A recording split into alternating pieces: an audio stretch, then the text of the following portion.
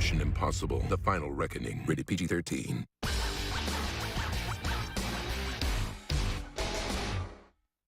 Across the Upper Peninsula for tomorrow, we are still expecting cloudy skies and some chilly conditions and even a few rain showers to the eastern Upper Peninsula. I'll have your full details coming up next.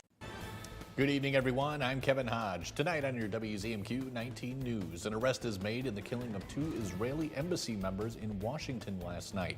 Plus, almost 2,000 flags are planted at the grave sites of veterans at the Ishpeming Cemetery. We'll hear from the volunteers taking part. And a new campground is opening soon in Harvey. We'll hear what the owners hope it will offer the UP community. Your 19 News at 11 starts now. Live from the UP, this is WZMQ 19 News at 11.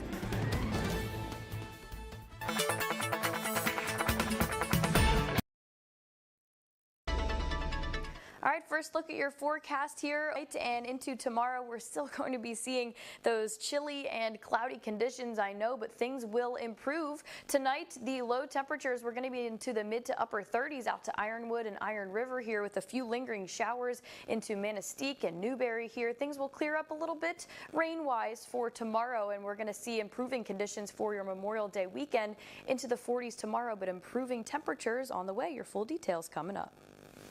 Kelly, thank you very much. A suspect in the killings of 2 Israeli embassy employees in Washington last night faces several charges, including first-degree murder and other crimes. Erica Brown has the latest tonight from the scene in Washington, D.C. Law enforcement officials combed through the scene of Wednesday night's deadly shooting outside the Capitol Jewish Museum in Washington, D.C. The tragic murder of these 2 Israeli embassy employees outside of the Capitol Jewish Museum last night was both an act of terror and directed violence against the Jewish community, and it has the full and unwavering attention of the FBI. The Israeli Foreign Ministry identified the victims as embassy staff workers Yaron Lashinsky and Sarah Milgram. Israel's ambassador to the U.S. says the couple was about to become engaged. Yaron bought an engagement ring this week. He was taking his soon-to-be bride to meet his parents. Milgram was from Kansas and Lashinsky was an Israeli citizen. Police say the couple was gunned down leaving an event at the museum, which attendees say included a discussion about helping to get aid into Gaza. Police identified the suspect as 30-year-old Elias Rodriguez from Chicago. Video shows the suspect chanting "Free Palestine" while he was being taken into custody. Katie Kalisher recorded the video. She says he entered the museum after the shooting, and she described when the group later realized who he was. He reaches into his bag and he pulls out a keffiyeh and he says, I did it for Gaza. Interim U.S. Attorney Janine Pirro said the suspect appeared in court facing multiple charges, including first-degree murder. Anti-Semitism will not be tolerated, especially in the nation's capital. Now, we're going to continue to investigate this as a hate crime. Law enforcement in Chicago searched a property connected to the alleged shooter. The FBI is speaking with his contacts, scouring his social media, and working to piece together a timeline. Israel's prime minister says it will strengthen security arrangements at Israeli missions around the world in light of the attack.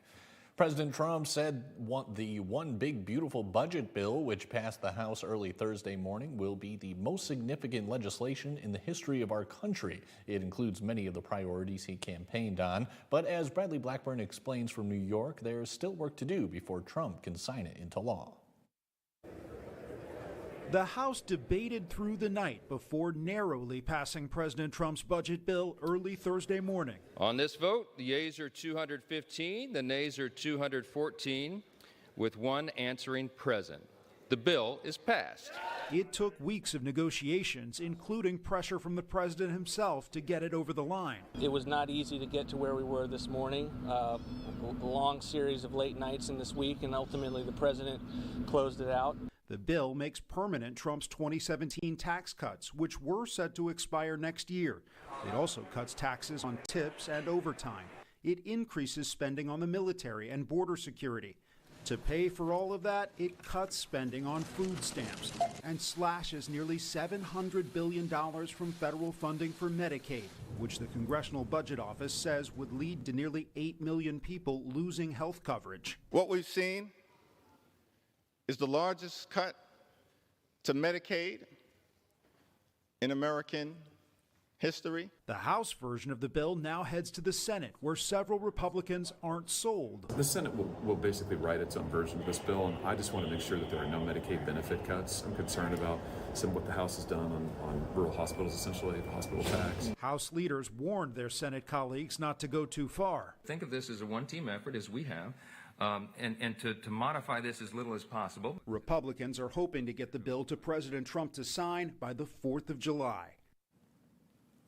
If changes are made in the Senate, the bill will need to be re-voted on in the House before it can be signed into law. House Speaker Mike Johnson said the margin should have been 217 to 214, but one Republican member fell asleep and missed the vote, and another attempted to vote too late. But both of those members have also been critical of the bill in the past.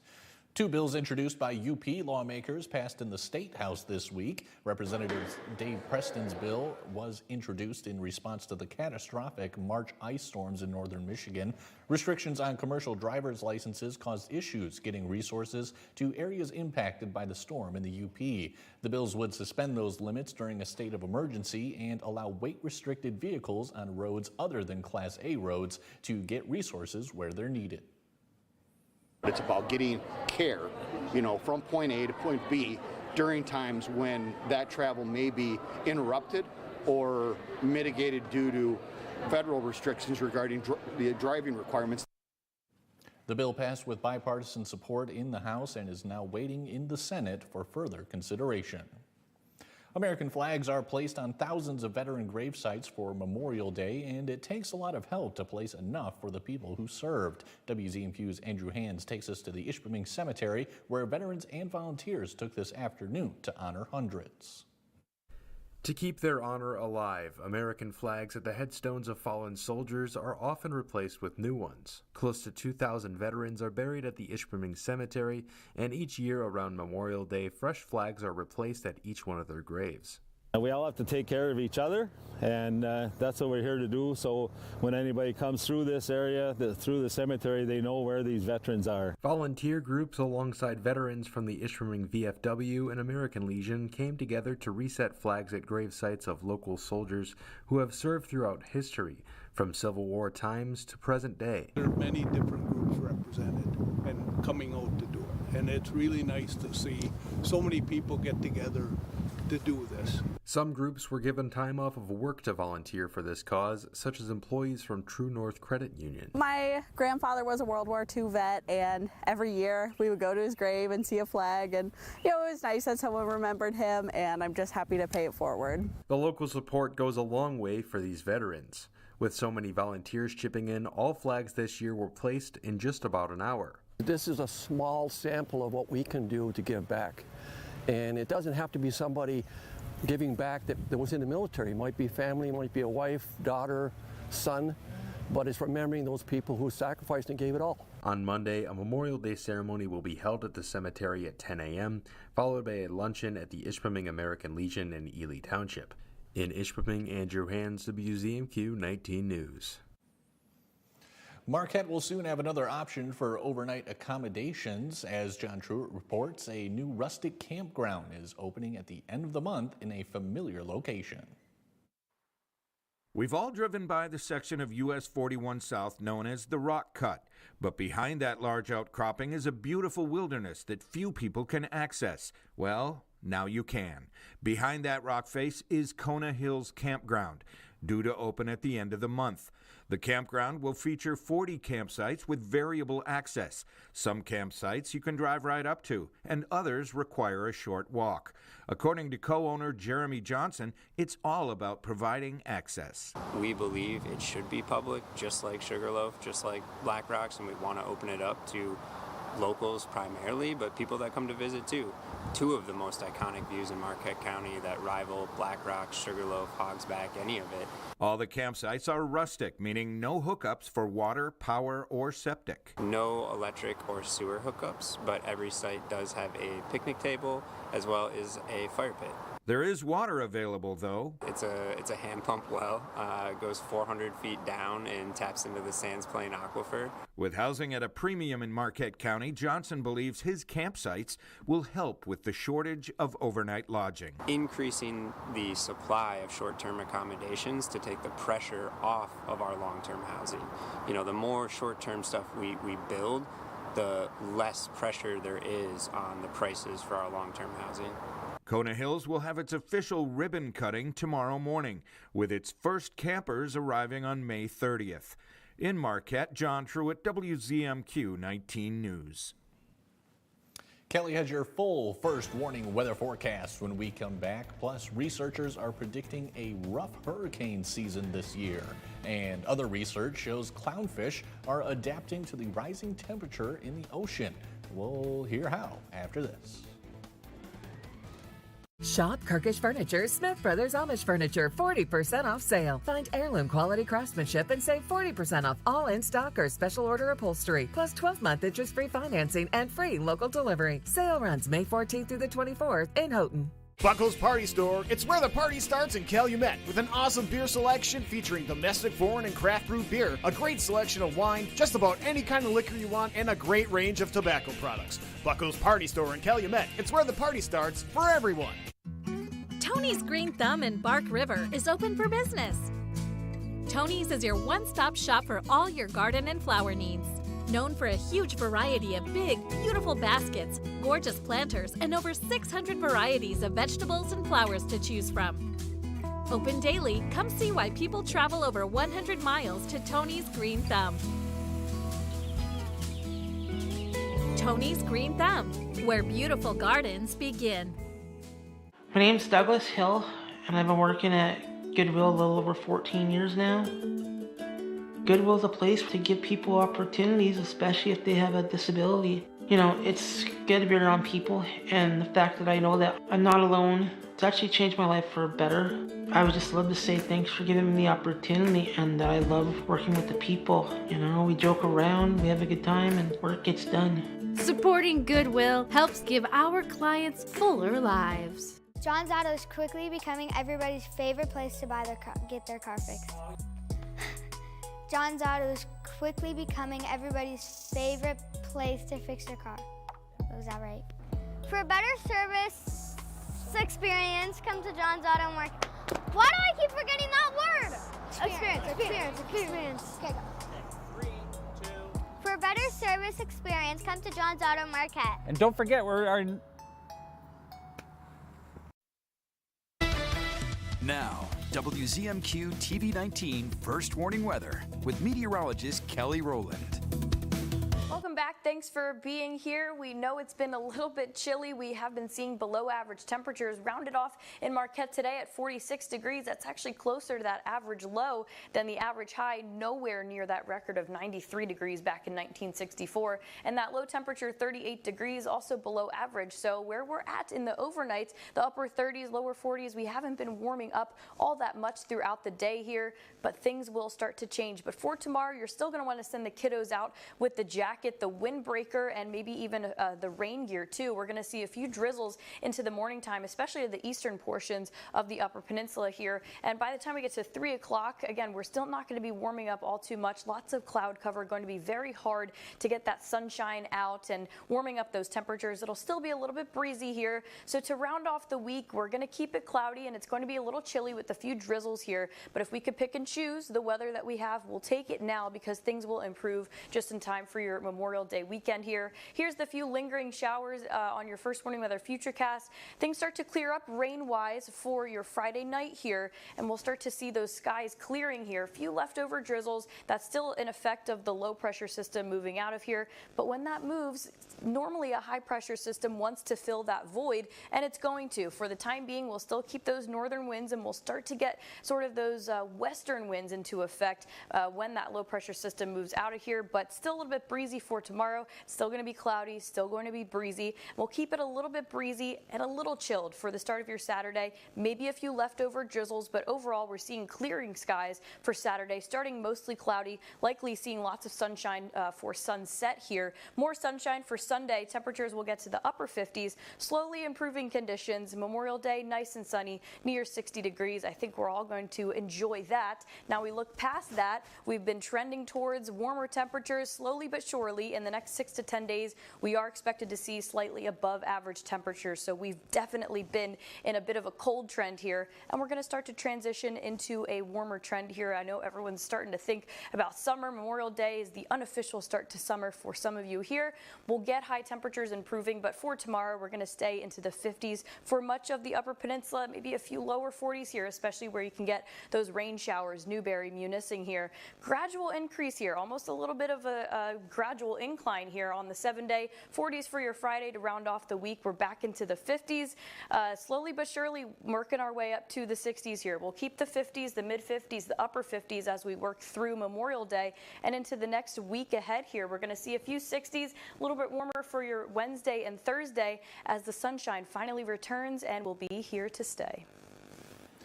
Kelly, thanks again. The 2025 Atlantic hurricane season will likely be a rough one. The National Oceanic and Atmospheric Administration today predicted a 60% chance of above normal hurricane activity. Forecasters expect up to 19 named storms, including 6 to 10 hurricanes, with at least 3 of those Category 3 or higher. Officials held their news conference in Jefferson Parish, Louisiana, near where Hurricane Katrina made landfall 20 years ago, to highlight improvements in storm tracking and emergency response. Every Cat 5 that hit this country was a tropical storm or less 3 days prior. The big ones that hit this country are fast. That's why the preparedness we're talking about today, you got to have the plan early, because the big ones are really quick.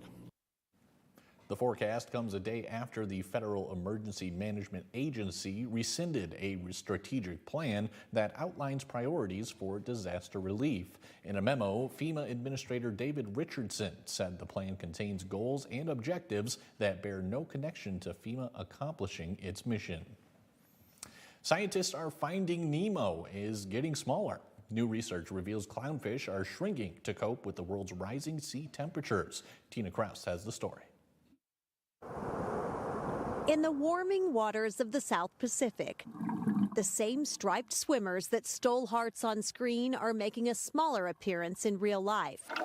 Researchers say Nemo has adopted an innovative shrinking strategy to survive the ocean's heat. The shrinking was very surprising, so we kept following them through what turned out to be a really big heat stress event. The study found clownfish living on coral reefs slimmed down drastically when ocean temperatures soared in 2023, a clever way to cope with heat as smaller fish use less energy, need less food, and breathe better when oxygen dips.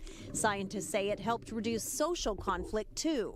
For anemone fish, for Nemos, the social environment is really important. We looked at these breeding pairs, so the male and the female together, and what we found is that it's really important for them to coordinate what they're doing with their size to be successful. The research revealed clownfish didn't just lose weight, but got a bit shorter too. And it wasn't just a one-off. 75% of them shrunk at least once during the heat wave. Some fish managed to grow again when conditions improved. Scientists say the unexpected turn for Nemo could open a new chapter in understanding the shrinking sizes of other fish across the world's oceans. A growing body of research suggests animals are shape-shifting to cope with climate change, including birds, lizards, and insects. Mike Ludlam has your sports highlights. After the break, we'll check out the matchup between Marquette and Negaunee and some high school tennis action. We're back in 2 minutes.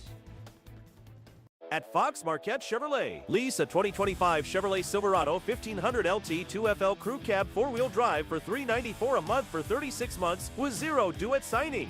Together, let's drive. Fox Marquette Chevrolet. Experience the difference. Closed captioning sponsored by Range Bank of Upper Michigan. Cooking with Chef Curtis Stone. But you have to take the lid off. I told you I couldn't cook. Plus hitmaker Julia Michaels. Your music has been streamed billions of times. Then on the stage, I just kill it. This little mariachi sensation on J-Hud. The Jennifer Hudson Show, tomorrow at 5 on WZMQ TV CBS, followed by 19 News at 6.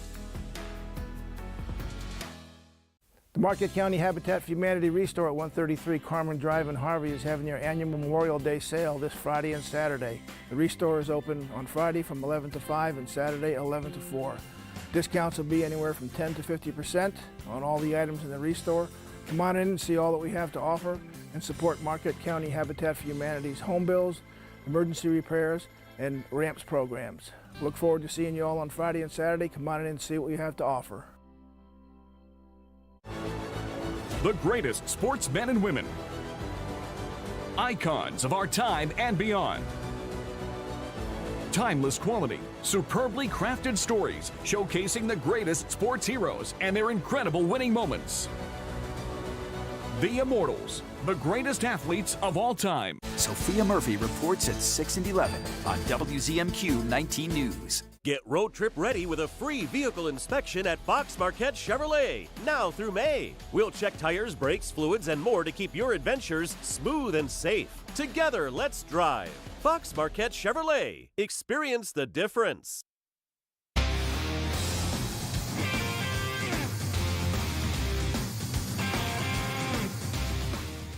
Good evening, everyone. Michigan Tech has some hockey changes coming. Bill McCult has been named the 23rd head coach in program history.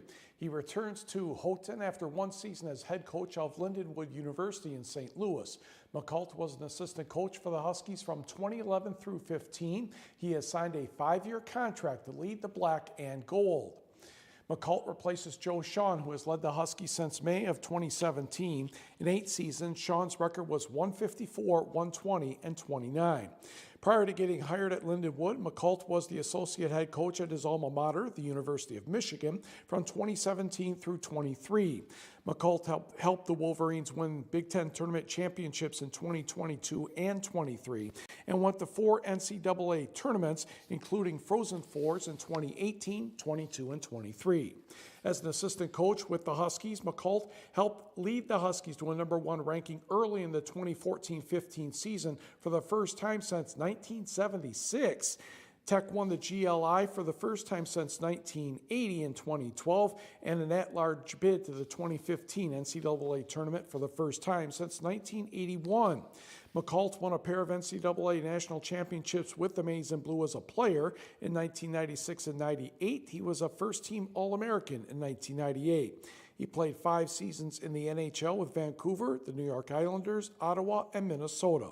97 career points on 40 goals and 57 assists. He will be introduced as the head coach at a press conference next Tuesday morning. A couple weeks ago, Marquette defeated Negaunee in boys tennis 6-2. Today was senior day for the Miners as they tried to even the score against the Sentinels. First singles action, Brady Johnson serving for Negaunee to Chase Thompson of the Sentinels. Thompson keeps Johnson pinned to the baseline. Johnson returns a short backhand, and Thompson will head to the net. But Johnson hits what you could call a half volley lob. Doink! And it goes right over Thompson's head. He applauds. That was a good shot. And Johnson gets the point. Still later in the first set, after switching sides, Johnson really doesn't take advantage of a second serve. Thompson coming to the net again after a short ball, a couple volleys, and Thompson will get this one. He won the match 7-6 and 6-4. One court over at first doubles. The Miners' Nolan Olivero with partner Easton Gannett against the Sentinels' Abe Cantala and Connor Stade. The Negaunee duo ends up in the, what I call, dreaded I formation, and it works, though, as Gannett keeps drilling volleys at the Marquette duo. Finally, Marquette fails on a return attempt. Negaunee won this match 6-4, 6-love. The Miners' victory at third doubles was enough to give the Maize and Blue a 5-3 team win over Marquette. The UP Finals are next week in Delta County, and that should be a close one. Turning to scores in high school District 3 girls soccer. Kingsford excuses Iron Mountain 5-0. Cheyenne Laplander had all 4 goals for Houghton as the Gremlins defeated Grayling 4-2. Turning the track, the Mid-Peninsula Conference track meet today in Gladstone. Negaunee girls win with 2:21, Gladstone second. 15th year in a row, Negaunee has won this event. Nori Korsman won the high jump, long jump, and anchored a winning relay, second in the pole vault. Kira Waterman and Sadie Rogers each had 2 wins. For the Braves, Ella Brackett won the 200, second in the 400, and anchored 2 winning relays. Peyton Takinen won the 800 and was second in a relay. On the boys' side, Miners also win with just over 200 points. Gladstone was second, Manistee third.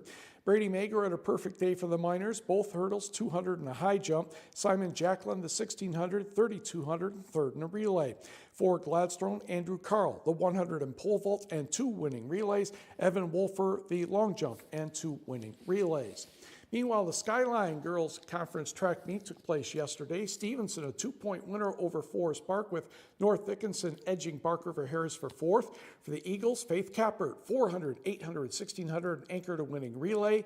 For Forest Park, Ava Fisher, both hurdles, a pole vault, and a winning relay. On the boys' side, Munising with a much more comfortable win over Bark River Harris with Rapid River third. For the Mustangs, Dan Goss, 800, 1600, 3200, and anchored a winning relay. Bark River Harris's Johnny McDonough, both hurdles, second in one relay, third in another. And for Forest Park, Kevin Giuliani took the shot put and discus. Oh, thank goodness it wasn't raining at the Mid-Peninsula Conference Golf Tournament at Wawanoan today in Ely Township. Temperature being in the low 40s was miserable enough. At the 17th hole, that's DJ Belleville of Manistee with a chip, putting him in very good position for par. He was the medalist on the day. Next, Holden Meyer of Negaunee with a solid putt. That will land reasonably close. Westwood's Tanner Anila has been a medalist a couple of times this season. His putt, pretty darn close, but would slide just off to his right. Let's go to the next group and say hello to Negaunee's Dane Sari, in pretty good shape on the green. He's looking to drain this putt from about 25 feet, and yes, he does. And that would be good news for Negaunee, because on the scoreboard, the Miners won the boys' side with a 333. Westwood was next, Manistee third, followed by Iron Mountain and Gwynn. Individually, after Mr. Belleville, it was Cash Carvin of the Miners and Cooper Pidgeot of Iron Mountain, both with 81s. Sari had an 82, and Jordan Gannett of Negaunee an 84. Taking a look at the girls, we also caught up with them on 17. Yeah, I was surprised at that also. Taylor Keranen of Westwood with a nice putt that stops, right on the edge. Olivia Fleming will be next for Iron Mountain. She's going to tap in a short putt, and she was the medalist today. Team results, just 2 full teams, Negaunee 494 and Westwood 521. Individually, Olivia Fleming of Iron Mountain, the medalist, with a 107. Then you had Eddie Crickman and Sonia Irva of Negaunee, Lila Quinnell of Westwood, that's right, and Monroe Vidine of Iron Mountain. Great Northern Boys Golf, Marquette with a big win over Escanaba of 20 strokes, followed by Gladstone, Kingsford, and Menominee. That wrapped up the GNC season. Marquette's Caleb Chipolewski was the medalist with a 73 and GNC Golfer of the Year. On the girls' side, Escanaba no trouble over Marquette. Eskimos had the 2 top golfers, Camry Scott in 88 and Danny Hughes in 89. Catch up on a few softball and baseball scores. Your number 1 team in Division II, Escanaba, swept Kingsford today, 19-0 and 11-1. Norway over Stevenson, 15-0. Menominee over Marquette, 13-5. In baseball, Kingsford, 12, Iron Mountain, nothing. Escanaba edges Norway, 2-1. And Gladstone over Marquette, 15-5. The Sioux over Sheboygan, 5-4. And we will be right back. Welcome to Big Boy, where we know you by name. From our mouth-watering burgers to our affordable breakfast and dinner buffets, we've got you covered morning, noon, and night. Enjoy Big Boy's fantastic meals at home with our fast to-go curbside pickup. And for office parties or events, Big Boy is the area's go-to for the best catering service. So when you want clean, affordable, convenient, and delicious, you know the answer is Big Boy, where we know you by name. Here's your WZMQ Me TV This Is Home community calendar.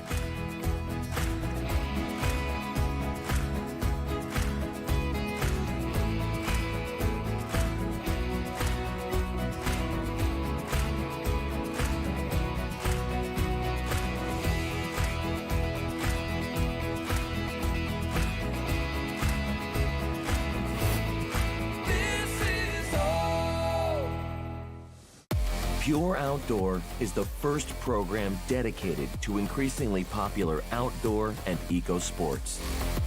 Individual and adventurous. Journey to the world's most exotic, breathtaking locations. Pure Outdoor. I'm Sophia Murphy at the Capitol in Lansing, only on WZMQ 19 News. Tonight's sports is brought to you by the Window Store. Why should you consider re-siding your home? Your home is the largest investment you'll make. Protect it with new siding installed by the experts at the Window Store. We offer a range of affordable, high-quality siding options, including premium ABC seamless steel siding with attractive financing options available. And we install all winter long across the entire UP. Schedule your appointment today and enjoy the Window Store experience for yourself. Your clear choice is the Window Store.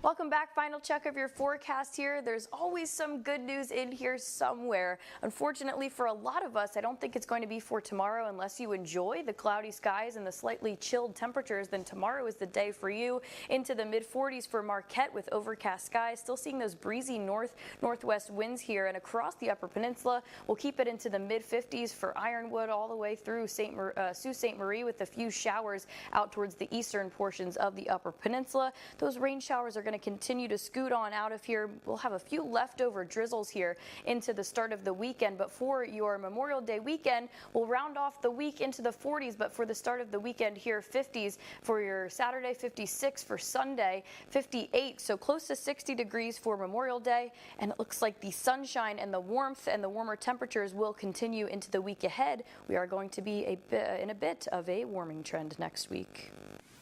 Thanks again, Kelly. Finally tonight, the 10th edition of Dancing with Our Stars held its finale this evening at the Forrest Roberts Theater in Marquette. All proceeds go towards the UP Hospice Foundation. Awards were given to Julie and Ty Harding, voted most congenial, and Stacy and Jared Hoy, who were the first to reach 10,000 votes. Event coordinator Lindsay Hemelot says spreading the competition over 2 nights allows them to create more awareness about the UP Hospice Foundation. Number one, it gives more people the opportunity to watch the show, to learn a little bit about hospice and the organization. But for the dancers, a chance to showcase their skills, everything that they've learned over the last 4 months. Be sure to check out our website, WZMQ19.com, for a full list of winners when it becomes available. Mike, we're going to get you out there next time, right? No, never. All right, everyone. Cleveland 7, Detroit nothing. Brewers beat Pittsburgh 8-5. Good night. From now through May at Fox Marquette Subaru. Lease a 2025 Subaru Crosstrek Premium for $351 a month for 36 months with $3,000 due at signing. Great deals can always be found at Fox Marquette Subaru. Experience the difference.